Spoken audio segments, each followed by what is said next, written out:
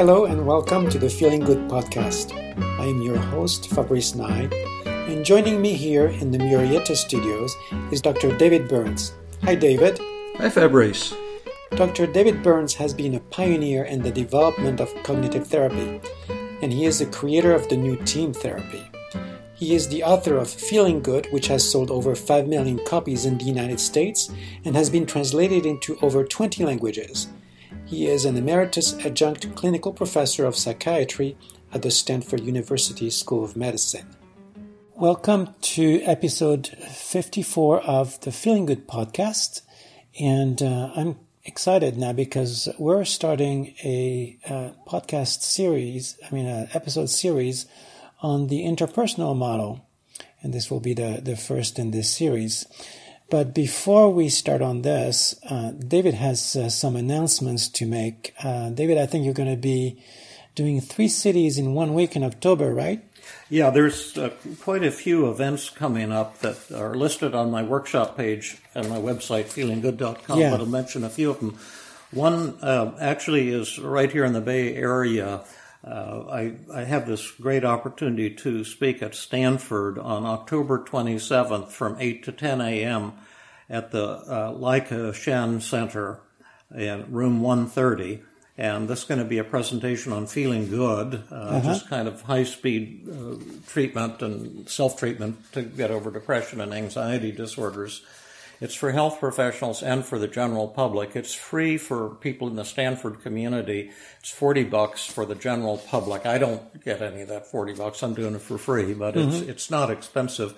And you can find the registration information on my website if you're interested in coming. And then at the end of October and beginning of November, I'm going to do my, and it's all your fault, Transforming Troubled Relationships into Loving Ones workshop for health professionals, mental health professionals in the East Coast. And it'll be 3 two-day workshops back to back. The first will be October 30 and 31st in Raleigh, North Carolina at the Doubletree Raleigh Brownstone University Hotel, and it'll also be live streamed on the internet. So if you can't come to Raleigh but want to attend this workshop, you can attend it from your computer. And this is also listed on your website. It's listed on the website along with how to contact IAHB. They're 800-258-8411, or plus a link for the registration and the detailed brochure. November 1 and 2, I'll repeat the same workshop in Atlanta, Georgia, at the Atlanta Marriott Century Center, and then November 3 and 4. I'm going to do it in Denver, Colorado, at the Doubletree by Hilton, the Denver Westminster Hotel. That's a lot of travel.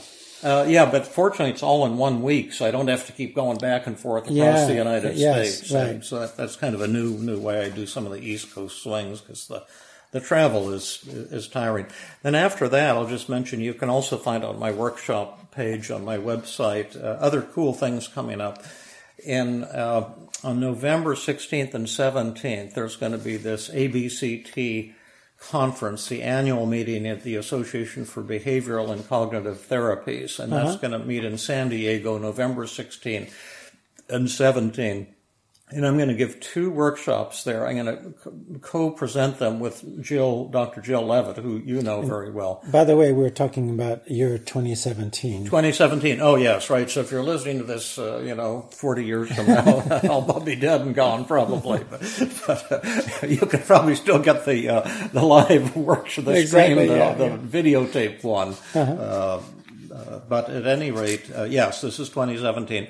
And Jill and I are going to do 2 workshops on team therapy, a 6-hour workshop on the 16th, November 16th, Thursday, 8:30 in the morning to 5 p.m. And that will be on building a better CBT. Talk about why I developed team therapy because of the shortcomings in CBT and kind of how team therapy works. And I remind our listeners that Jill was your co-therapist when we did the live session with Mark. Oh, yes. Those are episodes 29 through 35. Yes, and Jill is, I just think she's walks on water, really. She's the bee's knees. Yeah, she's fantastic, a beautiful therapist and a fantastic teacher, and it's always a joy to present with Jill, and it's a privilege, too, to present with her at this prestigious meeting. And then the next day, we're in the afternoon, we're going to do a 3-hour workshop together on Friday, November 17th, also in San Diego.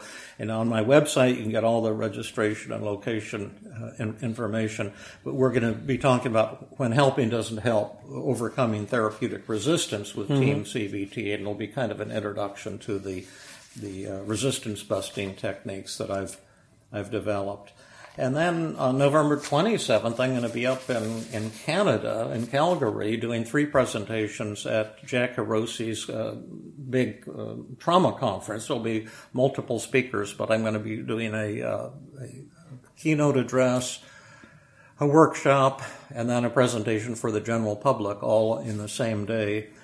And then in December, I'm going to be at the Evolution of Psychotherapy Conference in Anaheim. That's every 4 years, and it's the coolest, biggest conference going. They've already have nearly 5,000 paid registrations. Oh yeah, that's an amazing conference. Yeah. Yeah, and I'll be giving 5 presentations there. All right. And so you can find them. There's a workshop on Team CBT and various other presentations you can find there on my workshop page. Yeah, I mean, people don't have to remember any of this. They can just go to your website. But it's good that you listed everything that's coming up, and that's quite a bit. Yeah. Then I just wanted to make a loose end from last week. I'm usually pretty happy with these, in fact, very happy. I just love working with you and what we're creating. But you can't hit a home run every time you get up to bat. Well, I gave you a hard time last time. Yeah, well, right. And I made some errors that occurred to me later, and I'll just briefly mention what they are. They were also pointed out to me by one of my most beloved and loyal fans, Rob from Boston, who sends wonderful notes after every podcast. But he pointed out, hinted at a couple of errors I was making. What happened there is the example I was giving. Oh, by the way, I was going to show you my office. Oh. Well, you can see later. It's, after the podcast, I was so inspired, I spiffed it up a little further, and it looks shining and gleaming. We'll take a picture and we'll post it. Yeah, there's a good one. Yeah.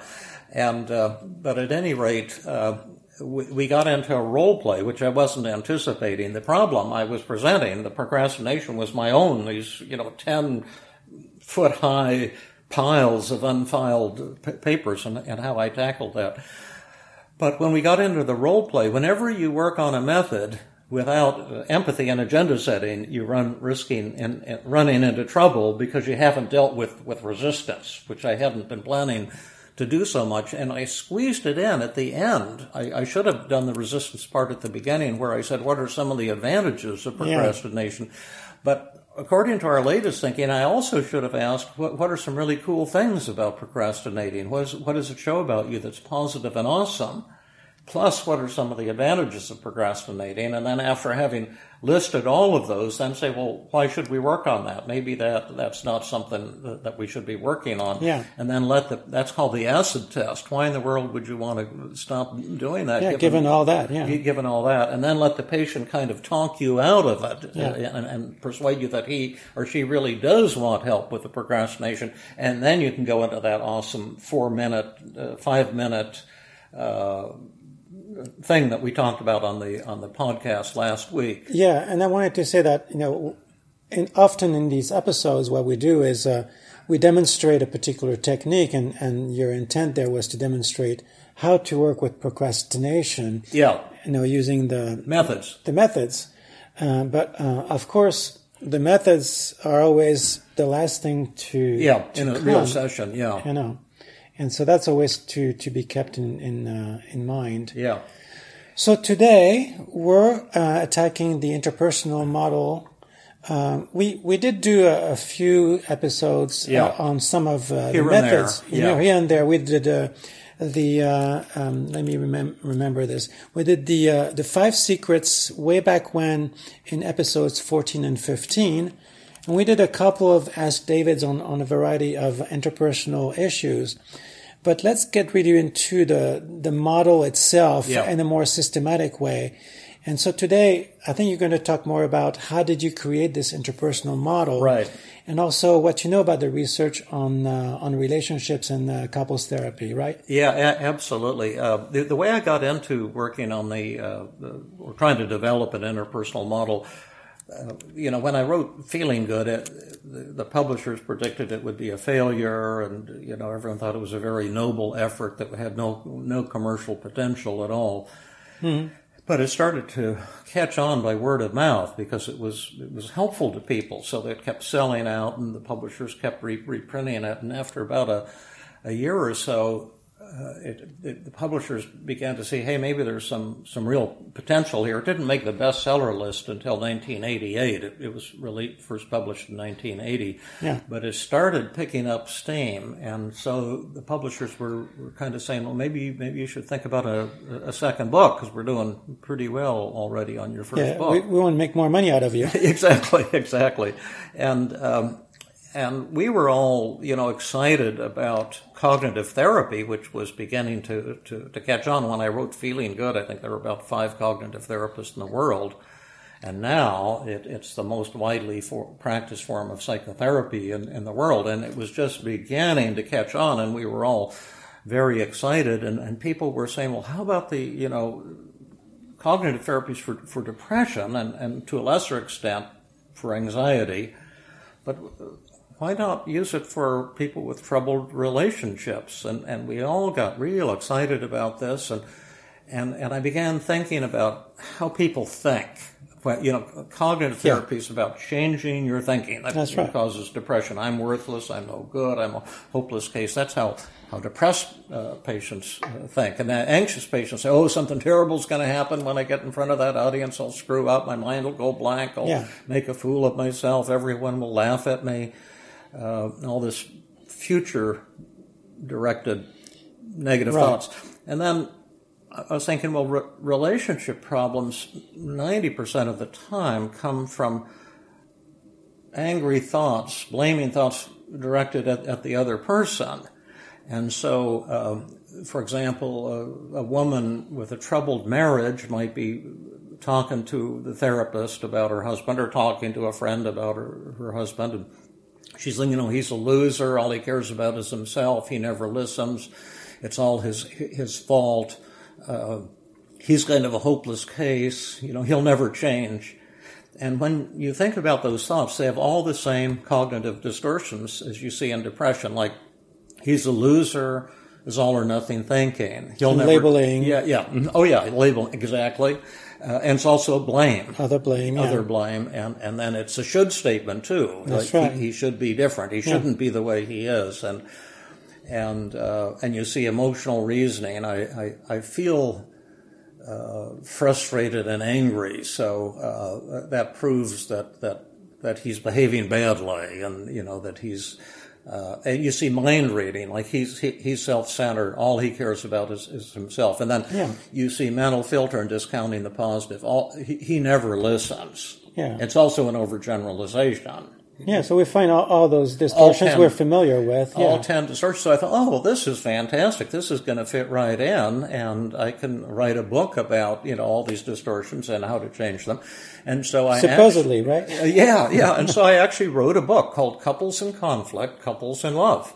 Uh-huh. And it was all about, all these cognitions that lead to marital problems and relationship problems. And I sent it to my editor. At the time, it was William Morrow and Company, and Maria Guarnaschelli, a wonderful woman who had been the editor for Feeling Good. And I'm very indebted to her for her genius and support.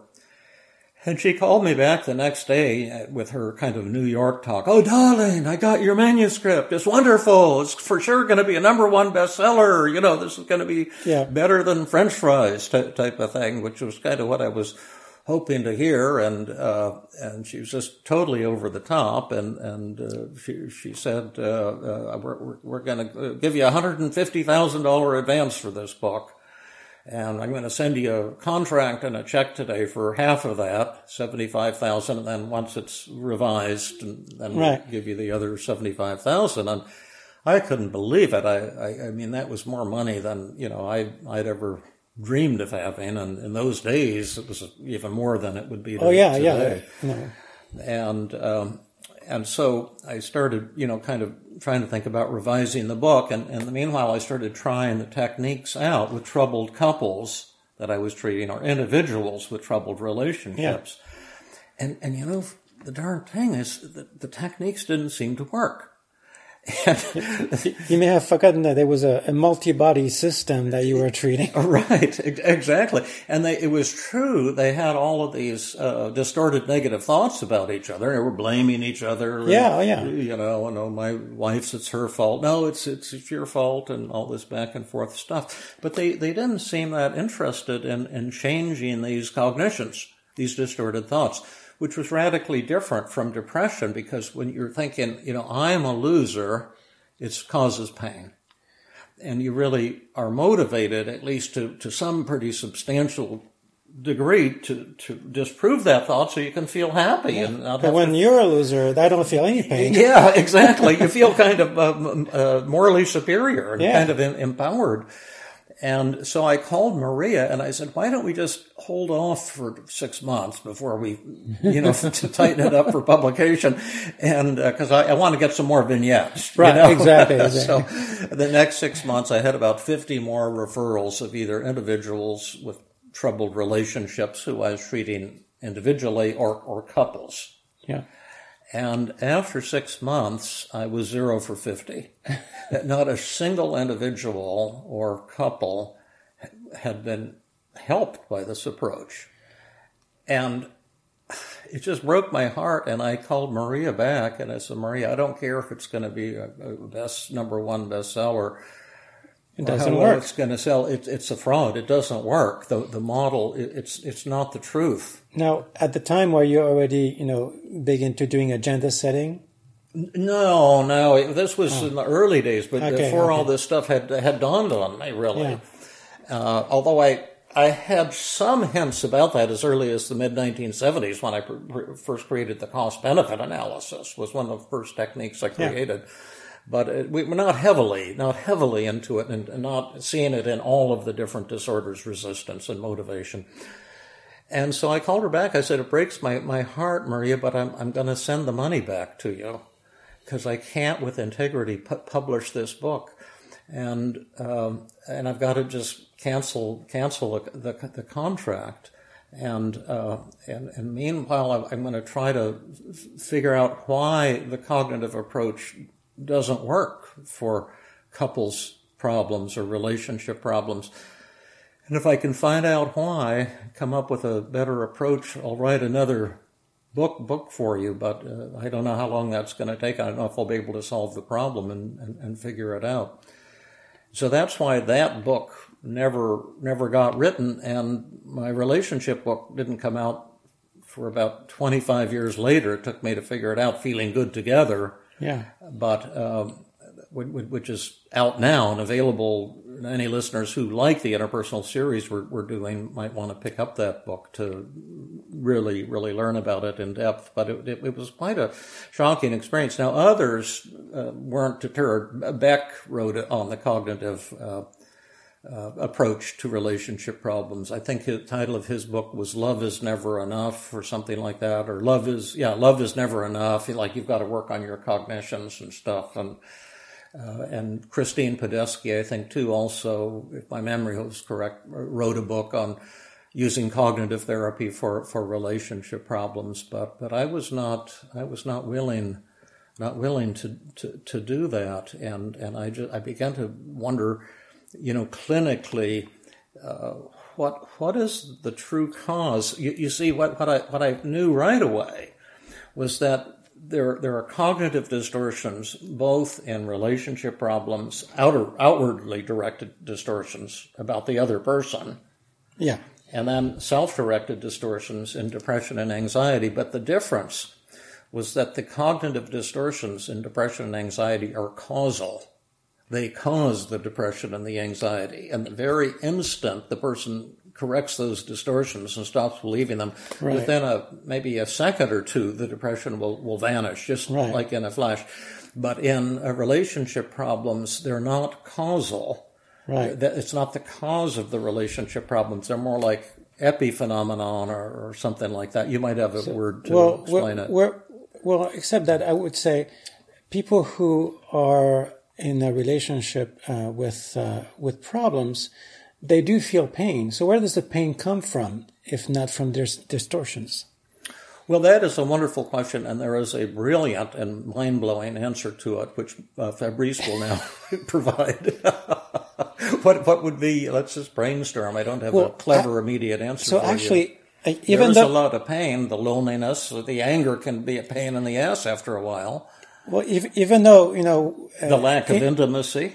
Yes, but I think that even though we said earlier that if I blame you, I know I feel superior and good about it. It's confraught because there's a should in there, and I'm not happy with reality the way it is. Yeah, exactly. And so, yeah, that's right. I'm still unhappy, even though I feel superior. Yes, that's right. That's right. But it's an unhappiness that we get addicted to. Well, yeah, we don't want to let go of. So anyway, most people would rather be right than happy. Yes, I remember in 7th grade. I don't know if I mentioned this on a previous podcast, but I had very few friends growing up. In fact, I'm still kind of a pain in the ass. Just that I'm so old, people put up with me a little more now. But I remember in 7th grade telling myself, I don't care if I don't have any friends, as long as I know that I'm right. Exactly. But anyway, that's some of the background on. So it's not causal. And so how do we solve that problem? Well, let's first of all look at some of the theories about that have been proposed about why people have relationship problems. And I'll just give for this podcast, just kind of a simplistic way of organizing these theories. This won't be some kind of academic, high-powered thing, but more something for the general public or for those of us who are therapists who have simple minds and like things simple. That covers most of us. Yeah, but there's several theories about why people can't get along. Why for thousands of years have human beings been bashing each other's brains out, and it doesn't seem to be letting up, even internationally. The violence is, I'm sure, just as widespread today as it was 10,000 years ago. And so experts have tried to propose, why do human beings fight when they could have peace? I mean, religious leaders have tried to figure it out too, like the Garden of Eden. It's kind of such a story where we can be in this beautiful garden where everything is provided and when we love each other and we have joy. And then we do something to banish ourselves, to go out where there's thorns, and it's not so nice. And it's the question, why do we ruin our lives, our happiness with hatred and with arguing with the people we claim to love or want to love? 3 categories or theories are the barrier theory, the skill deficit theory, and the motivational theory. And maybe we'll just kind of go through those in this podcast, and then the next podcast we can come on describe how the interpersonal model works. But the barrier theory. Well, let me start with the skill deficit theory. That's the easiest one to. Right. We don't know how to talk to each other. If only we were taught, then we would do it just fine. That's exactly what it is. And so people into this theory propose different kinds of skill deficits. Maybe we didn't learn how to communicate or how to listen in grammar school or in grade school or growing up. And so we make demands when we get into a conflict with someone, or we don't have negotiation skills, which intuitively makes sense. And when you look at the way we interact with one another, that seems to be the case. Oh yes. When you look at any troubled couple, all these theories have tremendous plausibility. You look at any troubled couple and say, "I'm right and you're wrong." No, I'm right and you're wrong. It's your fault. No, it's your fault. It's just no one's listening, and people are making demands and so forth. So that's the skill deficit theory. Another theory is the self-esteem deficit theory. That the deficit is not just skills, but we don't love ourselves. and so we can't love others, type of thing. That we're trying to get from other people what we don't know how to give to ourselves.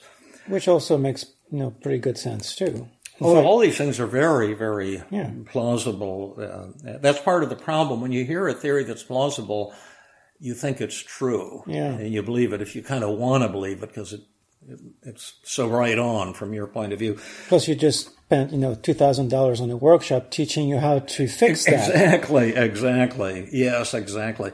And then there's the barrier theories, and the barrier and skill deficit theory, but both say we want loving relationships. Human beings are basically good, but we don't have the skills to get the intimacy, so we start hitting the other person in the face because we get so frustrated because we don't know how to get the love we want. Or the barrier theory, that there are these barriers that get in the way, like the cognitive approach is a barrier theory, that we have all these distorted thoughts about the other person that get in the way. Right. And furthermore, the distorted thoughts will always act like self-fulfilling prophecies, so we don't know that the thoughts are distorted.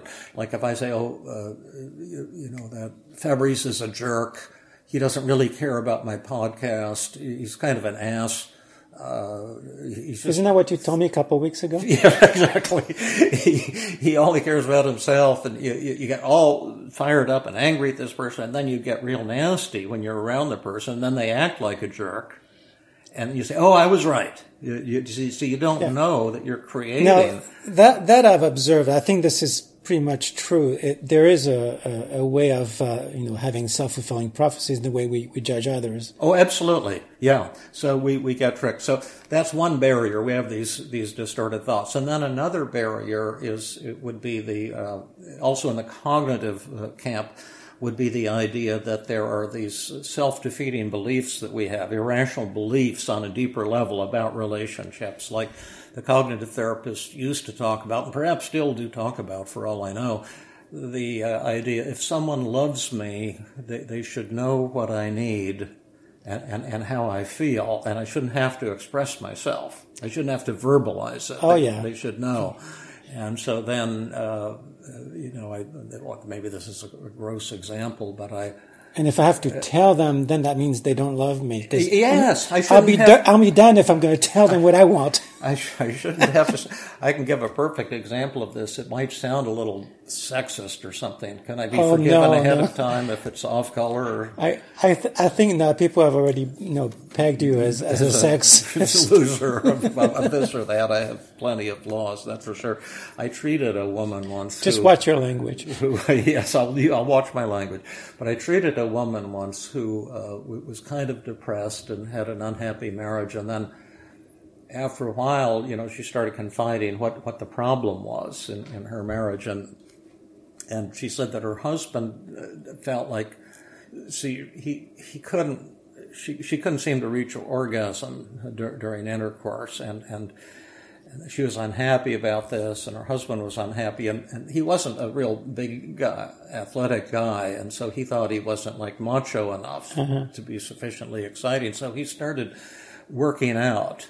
And he got very obsessive about it. He was a high-powered professional, but he just, he started, just building tremendous muscles, and then he got into, these muscle building competitions, and he won, I think, for state of Delaware. He was the champion in his age division. Well, talk about motivation. Yeah, and he just turned into this, macho muscle man, and so I asked her, did that help? And she said, no, it just made things worse. And I said, well, what is the problem? Why is it that you can't get excited? I was thinking maybe she had religious inhibitions or maybe some childhood trauma or some such thing. And she said, well, the thing is, when we start having intercourse, my husband grabs my nipples and he starts pinching them real tightly, and the pain is just excruciating.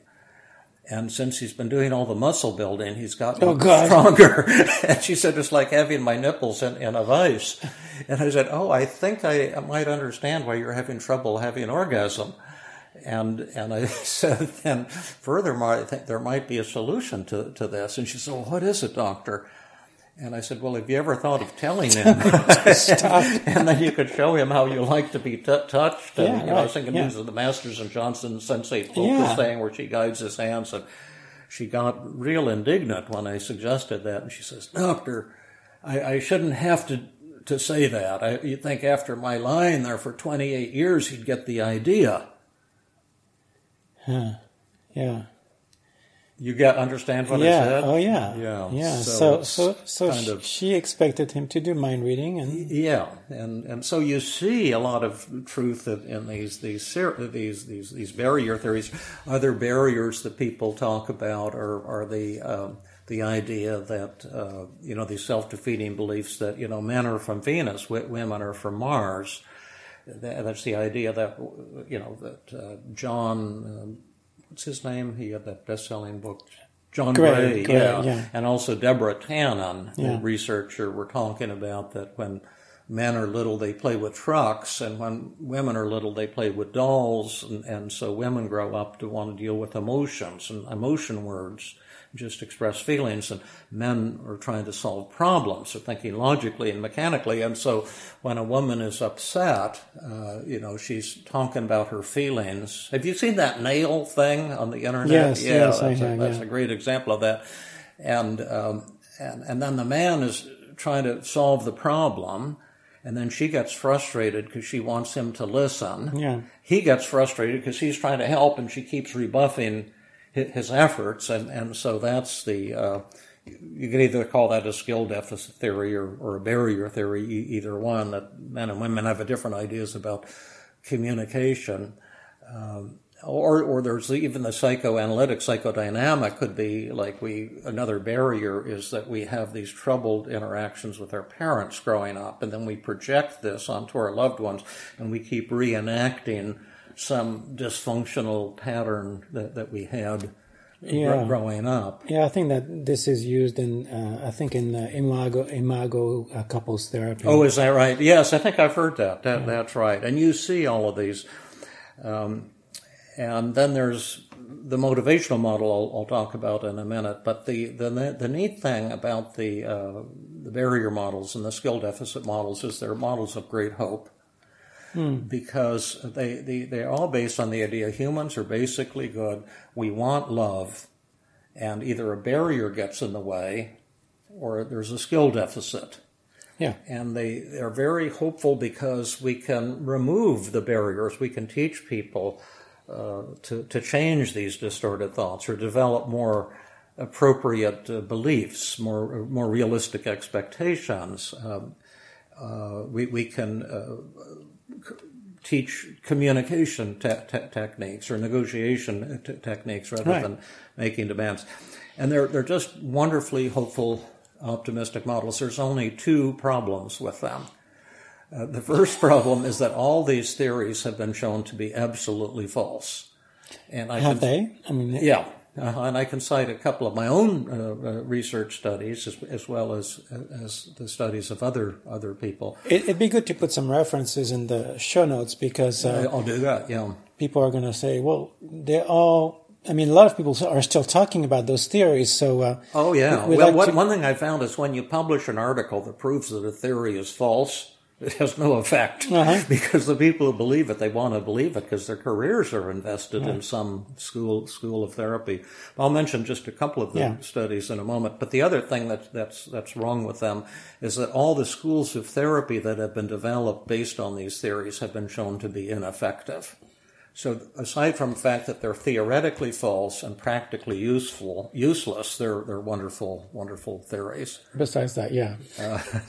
Now, just to give you an example of some of the research, I won't go into it too much, but I did a study with my student, Diane Spangler, who's now at BYU. She was a postdoctoral PhD student at Stanford, a postdoctoral fellow, an NIMH fellow, I think. Mm-hmm. And I worked with her for two years, and we had a database that we tested with pretty sophisticated techniques. Is it true that there are these different patterns between men and women and that they have causal effects on marital conflict or depression or anything else? And what we found in this study, which we published in one of the international cognitive therapy journals, was that it isn't true that men are from Mars and women are from Venus. We're all from the Earth. Women are no better at dealing with emotions than men. Men and women both have tremendous difficulties, which you've seen when we've done the intimacy drills. No, and I see this in my office regularly too. Yeah. But there does seem to be different needs or different inclinations, I'd say, between men and women. Yeah, well, there are differences. There are anatomic differences as well. Yeah. And well, no, I noticed that too. Yeah. But they don't have any causal effects in our study on anything. Right. And then another one, I did a really nice research study on this self-esteem and depression being important causes of relationship problems, that you can't love someone else if you can't love yourself, and looked at changes in depression and self-esteem over the first 12 weeks of treatment in hundreds of patients we treated in Philadelphia, and also changes in relationship satisfaction.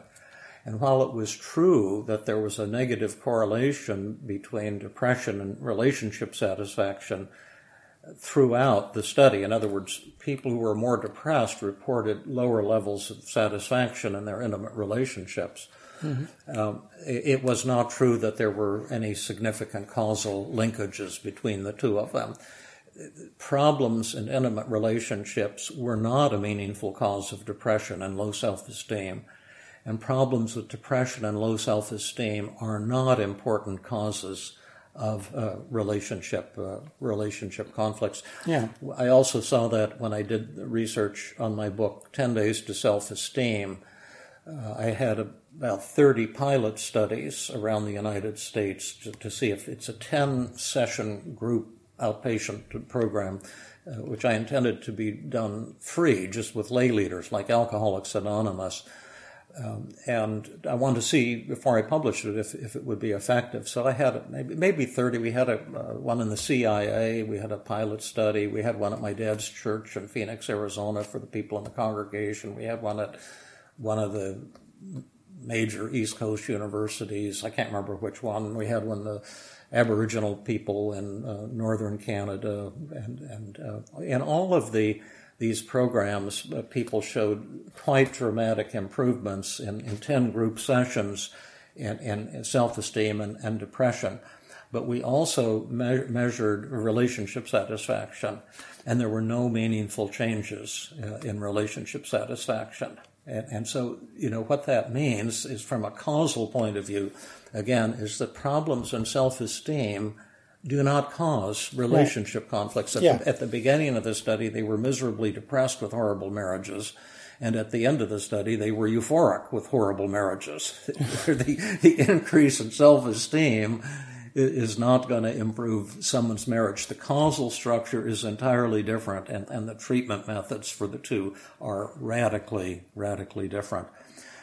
The final model, and is the motivational model, but before I go on to that, should we take a dialogue? Do you have any question or anything? Or no, I'm eager to hear about what you have to say to those supposedly ineffectual theories. Well, yes. If you, the other research I wanted to mention is that if you look at the outcome literature on Don Balcom from the University of North Carolina is arguably the top marriage couples researcher in the world, in all of history.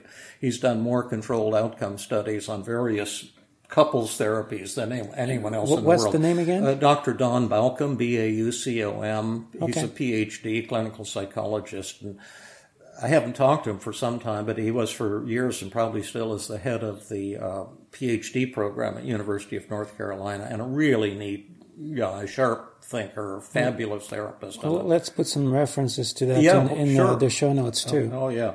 And every year, for the past 30 years, he's reviewed the world literature on every form of couples therapy and marital therapy. And that had been studied in controlled outcome studies. And every year he's come to the same conclusion, which is there is no effective treatment for troubled marriages at this time. All the studies come out pretty much the same. In the short term, they're a little bit better than placebo, but not much. Yeah. So you it's get like dieting. Yeah, exactly the same thing. And then the long term, some of those who've been helped initially, they go on to divorce or whatever.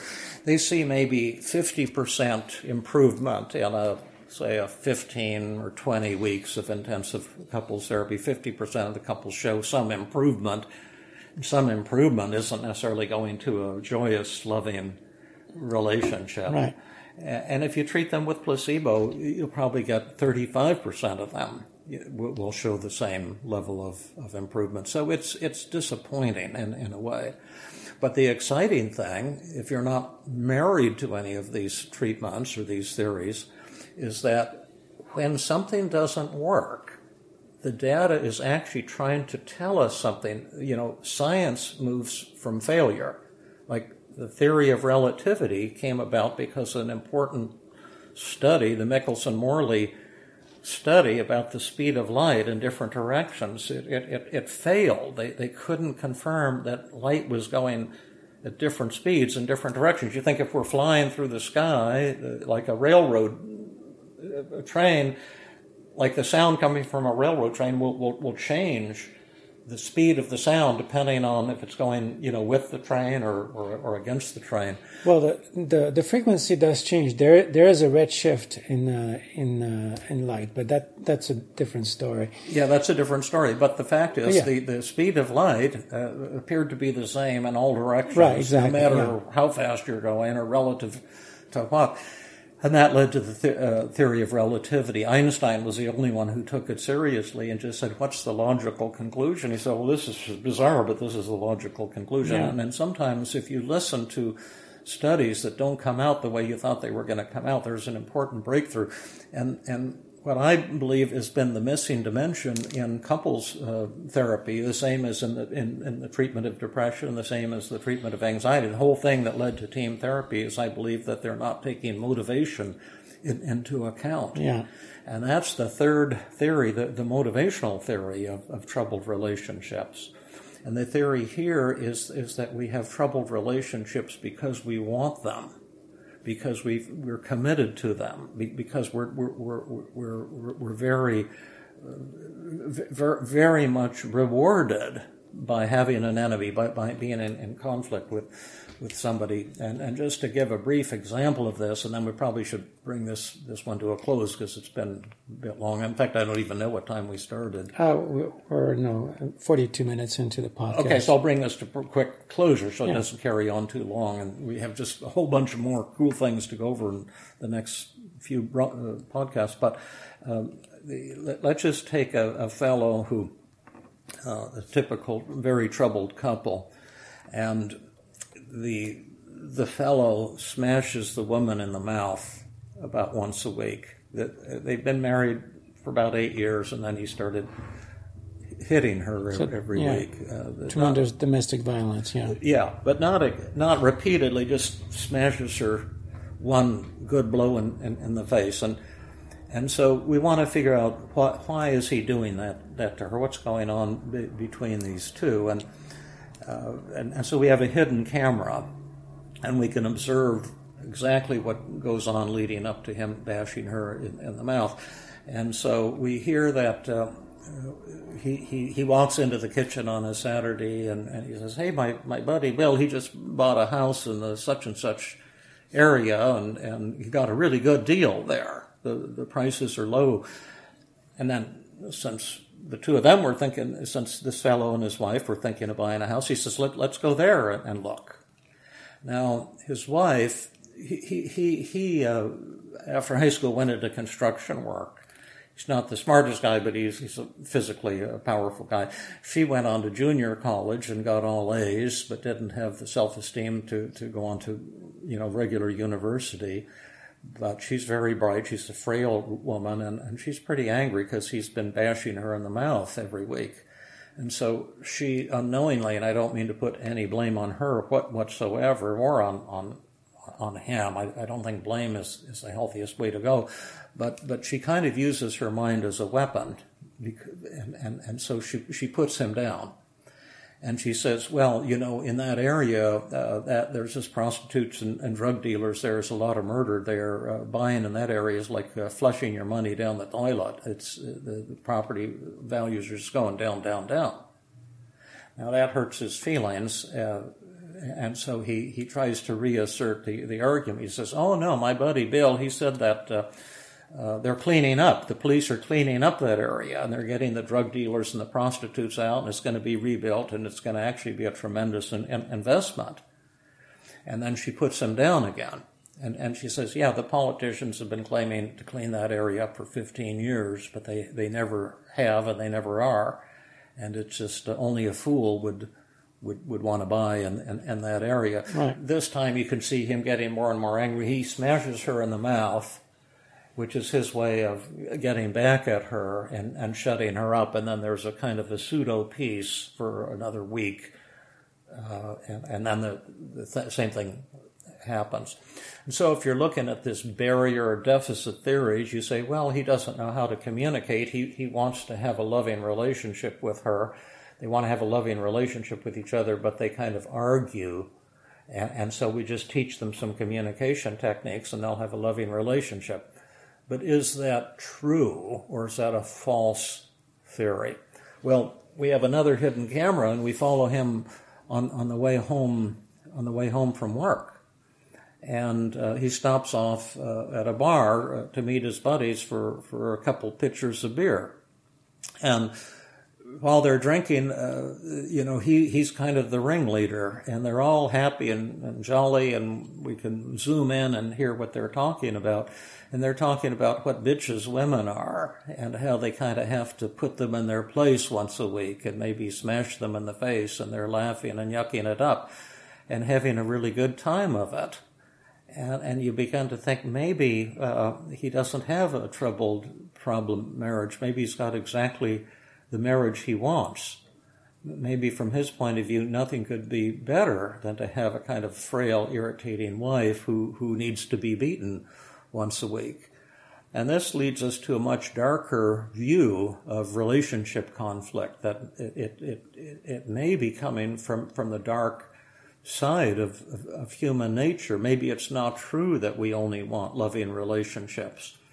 And so I began to ask myself, what are the lower forces that compete with our desire to love? Maybe there's competition going on between the loving part of human nature and the hateful, destructive part of human nature, kind of like what Freud was believing there for a period of time. And I listed about 7 urges that human beings have that get in the way of intimacy, and we can talk about them a little bit more in the next broadcast and talk about the new interpersonal therapy and theory and treatment for relationship problems. But one is truth. The idea that I'm right and you're wrong is I want to be right. Exactly. Yeah, and I've often said truth is the cause of all human suffering in the world today. It's an exaggeration, but it's not that much of one. You see that going on between Trump and the leader of North Korea. Each one is saying, I'm right and you're wrong. You're a loser and I'm superior. They argue that they're both right and the other is wrong. You see this in troubled couples as well. I'm right and you're wrong, and you better admit it. And then the other says the same thing. No, I'm right and you're wrong. So truth gets in the way of intimacy. Blame is another huge motivator. We talked earlier, it's very rewarding to blame someone when we're having a conflict with them. It makes us feel morally superior. Power is another motivator. This fellow may enjoy having power over his wife and beating her. It may give him a kind of ecstasy. Revenge is another powerful motive. When we've been hurt by someone, we get angry and frustrated, and we want to punish that person. We want to get back at that person. Also, there can be hidden agendas. I've seen couples where the woman, for example, was very determined to stay in the marriage as long as she didn't have to interact with her husband because he had a lot of money, and she liked spending his money. Her agenda was not to get close and to have a loving relationship, but to have all this money to spend. It seems that all those actually resolve back to power. If I want to be right, it gives me power. If I'm blaming, it gives me power, and so on. That's a cool theory that I've never thought of before, but I really like it. And there's several others of these motives that compete with the motive of love. And so once I saw that's the idea that I thought that this is really true. And then I did a lot of research on troubled couples. I studied about 1,000 couples around the United States, and where I had access to one or both of them, and gave them research on both, and where I could test. In fact, I developed with a young fellow at the University of Pennsylvania an automated way that we could have the computer actually create and test as many as 1,000 theories a second about how different attitudes might come together to cause happy or troubled marriages. Yeah. And the computer said that every theory was wrong except for one. There was only one that seemed to have a causal effect on relationship problems. What was that, David? What was that, David? Exactly. And it was blame. Blame was the only thing that seemed to have causal effect, not only being highly associated with troubled marriage here right now today, but also predicting further deterioration of a relationship problem in the future. And at first I was disappointed to discover that, because I was hoping for some fancy thing that the computer was going to, with formulas and amazing things that I would be able to write about. I thought, is that all there is to it? But then after a while I got to thinking, that's really true, and developed a new approach based on that result, the motivational model, and we can talk more about it next time we will. That reminds me of John Gottman's criticism, which he calls one of the 4 horsemen that predicts marriage failure. So that could be related to that. Yeah, absolutely. So in other words, if I were to summarize this, all the theories that you've listed that have to do with essentially teaching people how to be better with each other, with the assumption that that's what they want. They want a good relationship. They want a loving one. They want to be in harmony with their partner. What you're saying essentially is that, actually, no, that is not true. People do not want this. Yeah. So well, it's partially true. Okay. We're ambivalent. We have drive for love and drive for hatred. Okay. So there is that conflict between those two tendencies. Yes, and these negative motives can become very powerful, and all you're looking for is vengeance, victory. That's another one, competition and winning. I want to win this conflict. I want to beat... More power. Yeah, more power. Beat my enemy. Absolutely. Yeah. Well, we'll call this the Fabrice theory, the love versus power theory, and we'll see how that lines up with Freud's dualistic view of human nature. All right. Well, stay tuned for the next installment then. Thanks, you, David. Everybody. This has been another episode of the Feeling Good podcast. For more information, visit Dr. Burns' website at feelinggood.com, where you will find the show notes for this podcast under the blog page, and where you can leave your comments and questions.